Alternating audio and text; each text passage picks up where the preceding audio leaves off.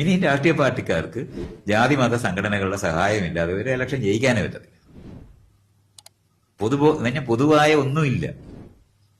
ഇതുകൊണ്ടാണ് ഇയാൾ ഈ കാണുന്ന ഹിന്ദു മാട്രിമോണിയലും ജാതി സംഘടനകളുടെ ഈഴവ മാട്രിമോണിയലും നായർ മാട്രിമോണിയലും എല്ലാം ഉണ്ടാകും. അതിനെന്താ സംശയം? അല്ലാതെ ഇത് ഇവിടെ ഉള്ളതാണ്. ജാതിയും മതവും രാഷ്ട്രീയ പാർട്ടി ഉണ്ടാക്കിയതല്ല.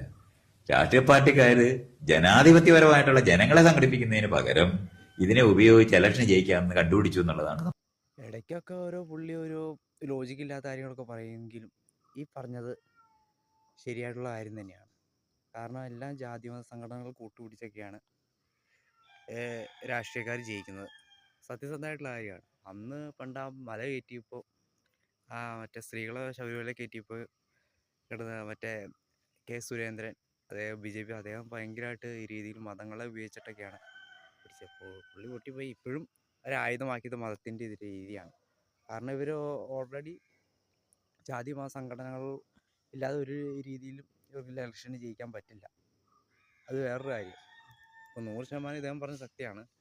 ഇപ്പോൾ പാട്ട് ട്രെൻഡായാലും പോറ്റിയെ കയറ്റിയെ അത് ശരിക്കും ഒരു ആയുധം തന്നെയാണ്.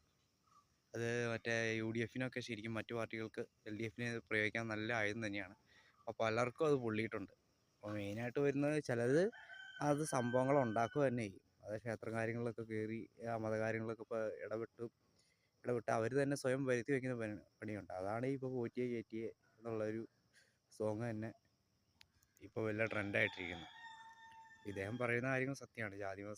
ജനാധിപത്യ രീതിയിൽ കൂട്ടുവയ്ക്കാതെ അത് സംഘടനകളുമായ കൂട്ടുവയ്ക്കാതെ ഈ മതത്തിൻ്റെ പേരിൽ വോട്ട് പിടിക്കുന്ന, ജാതിയുടെ മതത്തിൻ്റെ പേരിലൊക്കെ വോട്ട് പിടിക്കുന്നത് എന്ന സത്യസന്ധമായിട്ടുള്ള കാര്യം തന്നെയാണ് അദ്ദേഹം പറഞ്ഞത്. ഈ പറയുന്നതോട് യോജിക്കുന്നു.